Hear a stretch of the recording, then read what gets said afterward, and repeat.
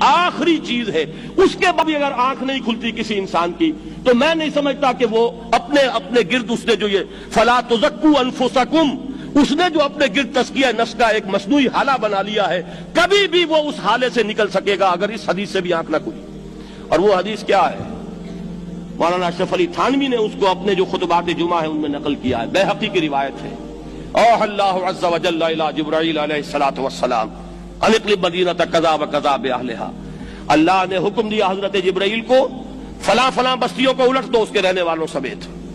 قال فقال، حضور نے فرمایا، اس پر حضرت جبرائیل نے عرض کیا بارگاہ خداوندی میں، ان فیہا عبدک فلانا لم یعصک طرفۃ عین، پروردگار اس بستی کو الٹ دوں، اس میں تو تیرا فلاں بندہ بھی ہے جس نے کبھی پلک جھپکنے جتنی دیر بھی معصیت میں بسر نہیں کی۔ اب آپ اندازہ کیجئے، یہ جو ہے نا اپنے آپ کو رگڑنا اور مانجنا اور پوری زندگی رگڑنے میں اور مانجنے میں لگا دینا۔ ہم بعض بزرگوں کے تذکرے میں سنتے ہیں اتنے اللہ والے تھے، اتنے اللہ والے تھے کہ ان کا گھوڑا بھی کوئی مشکوک دانہ نہیں کھاتا تھا، اور وہ خود جو ہے وہ انگریز کی عدالت میں بیٹھے ہوئے اور انگریز کی نوکری کر رہے تھے۔ یہ ہے وہ میکروسکوپک اور مائکروسکوپک کا عدم توازن۔ طاغوت کی چاکری کر رہے ہیں، انگریز کی ملازمت کر رہے ہیں، انگریز کے قانون کی تنفیذ کے اندر اعلی کار بن رہے ہیں، لیکن ذاتی تقوی اور ذاتی نیکی اور ذاتی للہیت جو ہے اس کا معیار یہ ہے کہ ان کا گھوڑا بھی مشکوک چارہ اور مشکوک کھانا نہیں کھا سکتا۔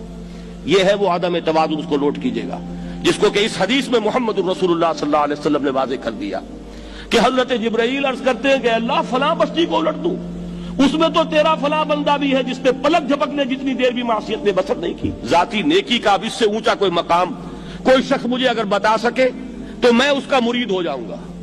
اس سے اونچا کوئی مقام ہوگا کہ آنکھ جھپکنے جتنی دیر بھی کسی نے معصیت میں بسر نہیں کی، ذاتی نیکی کی معراج۔ لیکن حکم کیا ہوا بارگاہ خداوندی سے؟ قال فقال، حضور نے فرمایا، اللہ تعالیٰ نے حکم لیا جبرائیل کو، اقلب علیہ وعلیہ، الٹو اس بستی کو، پہلے اس بدبخت پر پھر دوسروں پر۔ کیوں؟ فإن وجهه لم يتمعر في ساعة قط، اس لیے کہ اس کا چہرہ کبھی میری غیرت میں سرخ نہیں ہوا، اس چہرے کا رنگ نہیں بدلا۔ بے غیرت انسان، بدیاں پھیلتی رہیں، میرے دین کو روندا جاتا رہا، میری شریعت کی دھجیاں بگڑتی رہیں، عوامر کا مذاق اڑایا جاتا رہا، نواہی کے لیے دنیا کے اندر جن چیزوں سے میں نے روکا اس کے لیے فلسفے تراشے گئے، اور یہ لگا رہا مست رکھو ذکر و فکر صبح گاہی میں اسے۔ یہ سوائے ذاتی اپنے اس اصلاح کے اور ذاتی تقوی کے اور ذاتی نیکی کے اور ذاتی عبادت گزاری کے یہ میدان میں نہیں آیا، اس کا خون نہیں کھولا کبھی، اس کے چہرے کا رنگ متغیر نہیں ہوا، لہذا یہ دوہرا مجرم ہے۔